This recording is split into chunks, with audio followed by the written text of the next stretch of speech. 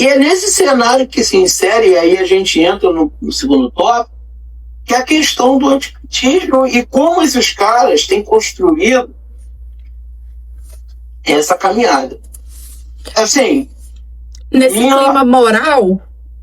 clima moral, que uma frase se transforma em outra coisa. E aí tu imagina isso 48 horas antes da eleição, em que você não pode fazer, como o Lula fez agora, um post no Twitter explicando. E essa esquerda emocionada e disposta a rifar tudo. Por uma frase. Por uma frase. E que não é. E assim, por uma frase desconectada do contexto geral e sem a menor importância.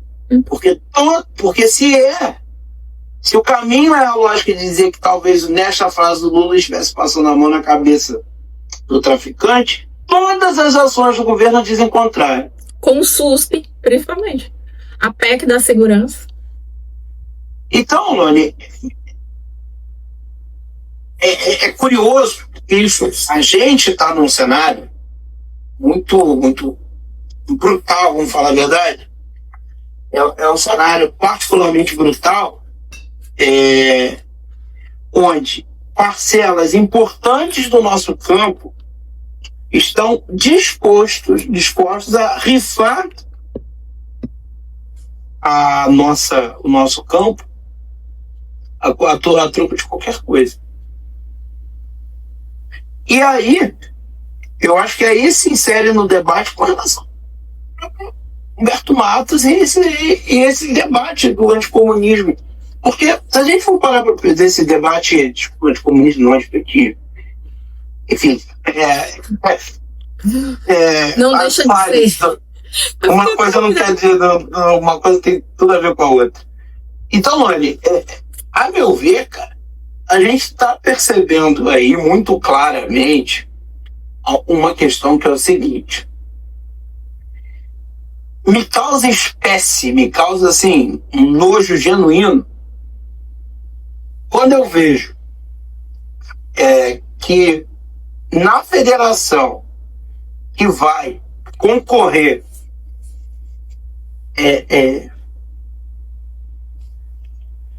um deputado, eu não sei bem se ele vai ser candidato a deputado estadual, deputado federal, ele vai ser candidato. Agora, o contexto geral, eu não sei.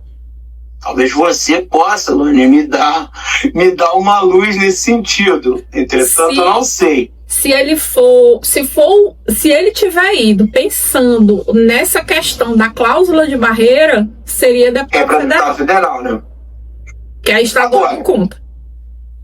O ponto está no seguinte: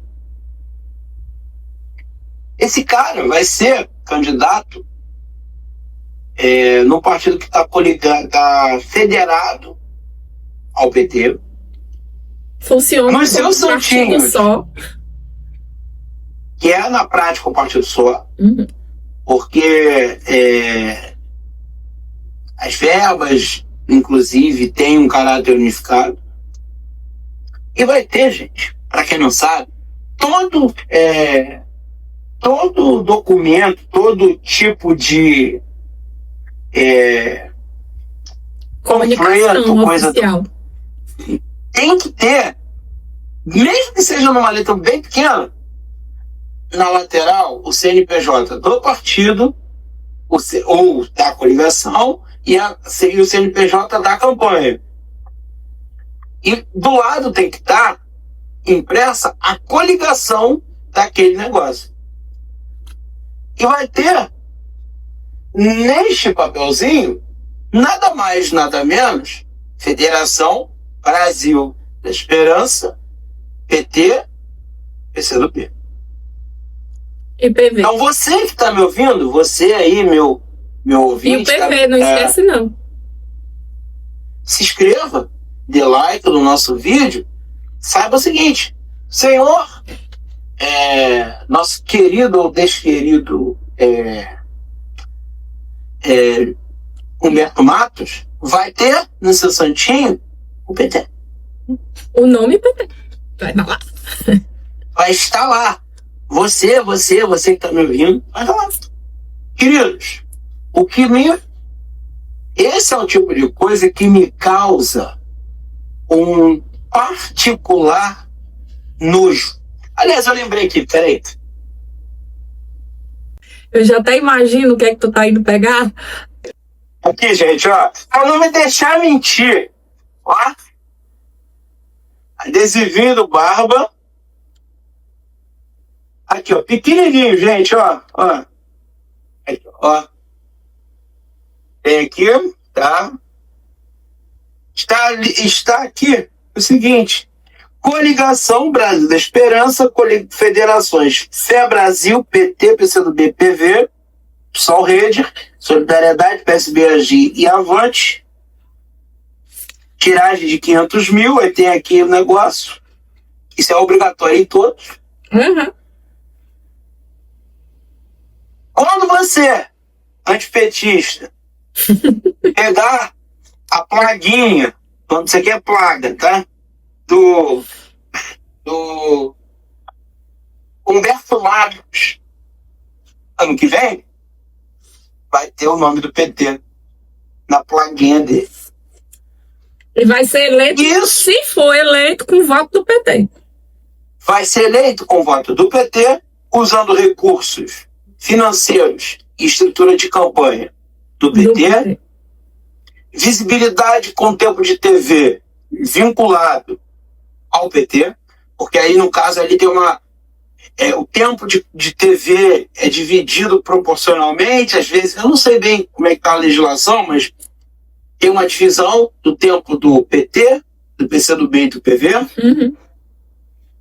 Ou seja, né, achar isso a mão que tem espalhado, tem adesivo do Lula espalhado para tudo quanto é lugar aqui ainda, usaremos no ano que vem, se Deus quiser. É curioso, porque você que for antipetista, vai estar lá, PT. E isso, Luane... E vai ter que pedir voto para a federação. E não esqueça disso. E vai pedir voto para a federação. E a depender da configuração de como for, tem que pedir voto para a federação. Ele vai ter que pedir voto para o Paulo Pimenta, para o Senado. E para Manuela Dávila. Muito. E Manuela Dávila. Muito provavelmente.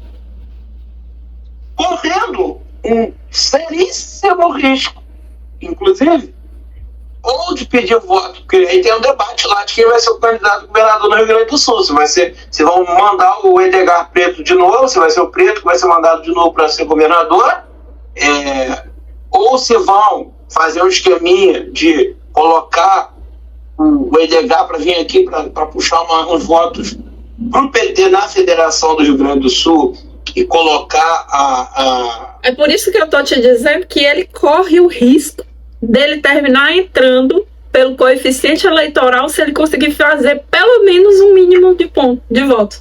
Porque se botarem o Edgar Preto para ir para deputado federal, é capaz do Edgar Preto sair puxando um bocado de gente. É isso.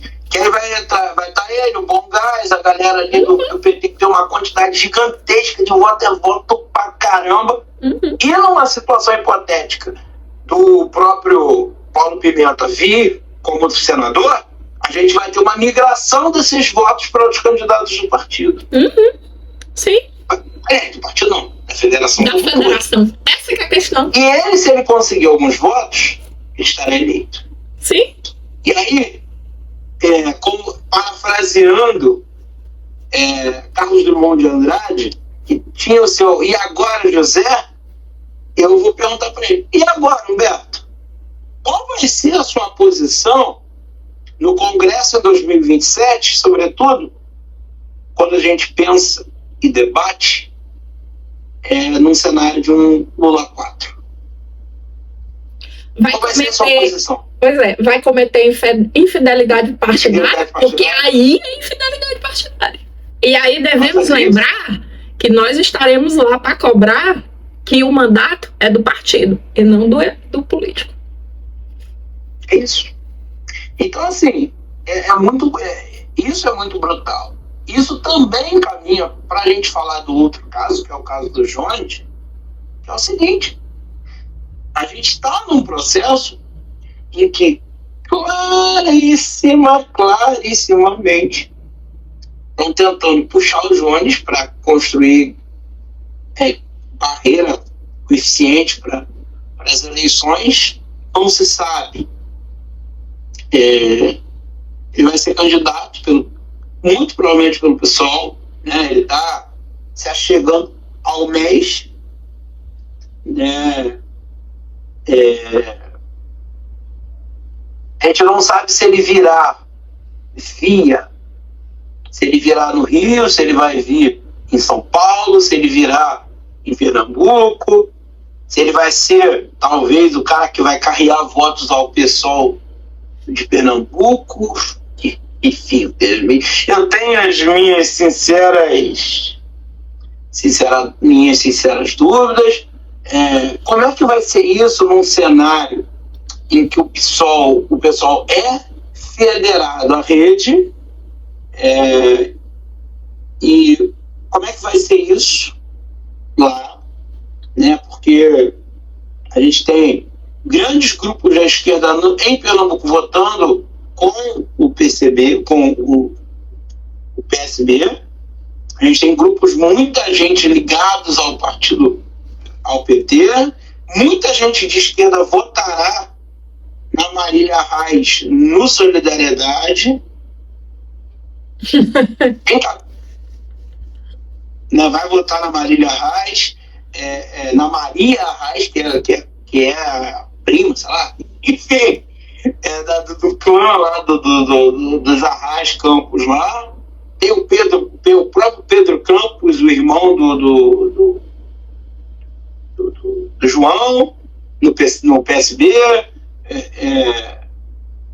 O Jones vem pelo PSOL para concorrer e fazer rivalidade com o Túlio Gadelha, que vem candidato a deputado federal para o terceiro mandato na rede.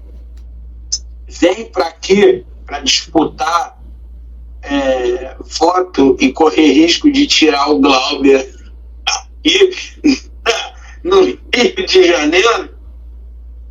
Que ali ele vai quebrar o pau com Glauber, Talíria, Chico, Tarcísio. Talíria, que hoje praticamente já consegue ser eleita diretamente por Niterói, não é isso? A base dela? Talíria é lá de Niterói, conheço, inclusive, de vez em quando via a Niterói, né? Porque quando ela era vereadora lá no PSOL lá em Niterói, né? Acho que Niterói tem uma particularidade de ser uma cidade universitária. Enfim, tem muitos vereadores do PSOL, tem muita gente do PT, tem muita gente do PCdoB lá, tem vereadores do PCdoB, tem vereadores do PT, tem vereadores do PSOL, do PDT. Então, assim, a bancada de esquerda em Niterói, na Câmara, Câmara dos Vereadores, é bem grande. E às vezes é meio contraditório terem visto algumas coisas da região metropolitana do Rio, mas se explica, né, por Niterói ser uma cidade universitária. E isso vai caminhando, Luane, e assim... Olha, e eu ainda vou te acrescentar uma coisa. Talvez, o nível de antipetismo que foi propagado por essa galera, Melchiona, Glauber, Sâmia, principalmente, nem o público deles vai aceitar o santinho com tudo. Eles podem terminar dando um tiro no pé. É possível. E assim, Luane, eu acho muito curioso um aspecto que eu não sei se a gente vai ter muito subsídio para pensar, é que é o seguinte: talvez trazer o Jones para dentro do partido seja colocar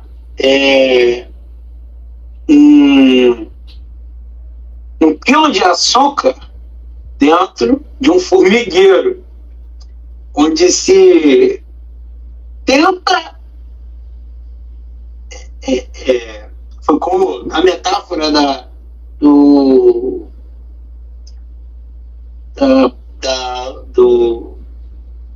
da cigarra e da formiga. Talvez, isso mais só talvez, só supostamente, esteja trazendo para dentro da tendência dele, para dentro do partido dele, o fator que vai desestabilizar o partido. Uhum. E hoje, assim, muito da não saída do Boulos para outro partido é porque ele quer, ainda acho que ele ainda tem a pretensão de ter um domínio maior dentro do PSOL, que talvez ele não tivesse no PT. Mas, ao mesmo tempo, tem um aspecto aí que ninguém tem debate, que não está se debatendo claramente, que é o seguinte: a gente está num cenário em que talvez nós, de um campo à esquerda, e a gente talvez não se deu conta disso, é que o pessoal que apostou no antipetismo para se formar seja o partido que venha a rachar por conta do próprio antipetismo. Porque eu digo que essa posição a longo prazo ela é insustentável. Porque numa situação como essa, o Jones daqui a pouco vai ser fator de desestabilização interna. Uhum. Porque não tem condições. A gente está vendo a sede por protagonismo dele é tão grande que ele não consegue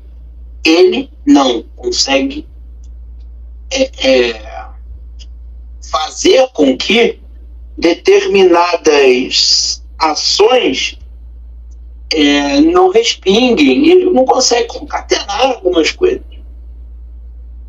E assim, eu noto pelo pessoal uma estranha contradição. Votei várias vezes no pessoal. Depois de 2014, nunca mais. Graças a Deus. Graças a Deus, eu diria. Ao mesmo tempo que eu sentiria muito se caso o partido venha a rachar, eu também, assim, lá no fundinho, teria aquela sensação de, bom, eu sabia que isso ia acontecer. Porque o partido nasceu desse racha do PT, né, tentou, de tudo quanto eu lembro das falas, por exemplo, da Luciana Genro, no contexto da reeleição da Dilma em 2014, que tinha uma amiga minha, Isabela, professora, que é advogada e tal. A gente tinha brigas homéricas na época da eleição de 2014, em função do voto, né? Eu sempre eleitor do PT, nunca votei em ninguém para outro, nunca votei em outro nome para presidente da República, e ela, não, vou votar na Luciana, não sei o quê, parará. E as brigas, né, que a gente tinha a respeito, né, das acusações que a galera precisou fazer para Dilma, ali no cenário de 2014, né, da Copa, das Olimpíadas, tudo isso. E que depois, né, o pessoal foi, né, veio 18, Boulos já mais próximo, 22 não teve candidato, apoiou o Lula logo de saída, e tudo indica que a partir de agora não tem mais caminho. Eu acho que pelas próximas eleições, eu acho que o pessoal não tem condições de fazer candidato próprio a presidente, e nem deveria fazer. que estaria jogando dinheiro fora, porque ele não vai ganhar nada. A votação, ela é descendente. Quando eles começaram lá com a Heloísa Helena foi o voto diminuiu bastante quando chegou no Plínio, depois com a Luciana Genro mais ainda, 18 com o Boulos foi o mais baixo, e agora eu acho que eles não vão tentar nem tão cedo o candidato a presidente da República. E fortalecer o partido. O partido tem 20 anos e hoje caminha. E isso é uma coisa que talvez a galera do PSOL não se deu conta, é que o partido hoje, com 20 anos, não tem perspectiva. Qual é o caminho do PSOL hoje? Virou um partido nanico. Virar um partido nanico e irrelevante num caminho que é muito ruim, porque quando o partido surgiu lá em 2004, 2005, na primeira eleição presidencial posterior teve 7% dos votos. Caiu e hoje é relevante. E não adianta dizer, como eu tenho visto aí, não, o pessoal ficou irrelevante na medida que se reaproximou do PT. Não, porque não é isso. O pessoal não tem mais a relevância que tinha há, 15 anos atrás, porque basicamente confinou a sua pauta num debate identitário. Não que não tenha que debater isso, mas confinou a pauta num debate identitário, performático, não dá respostas claras para a política brasileira, a bancada é rachada, e a demissão do Decache mostra isso. Não conseguem aprovar um projeto sozinhos. Os que foram aprovados foi por conta da união com o PT, que aí é Talíria, aí é Boulos, né? Quem conseguiu aprovar projetos? Aprovou por conta disso, por conta de Tarcísio, por conta dessa ligação com o governo. Porque a ala do MES é conhecida dentro do Congresso como não dá para sentar para conversar. É igual com o Novo, que é o mesmo que se fala, por exemplo, do Novo. Do Novo, você não senta para conversar com eles. E aí você vê, e para mim é sintomático, Luane, que é sintomático para mim, sendo alguém da esquerda do Rio de Janeiro, para mim é sintomático pra caramba uma mudança.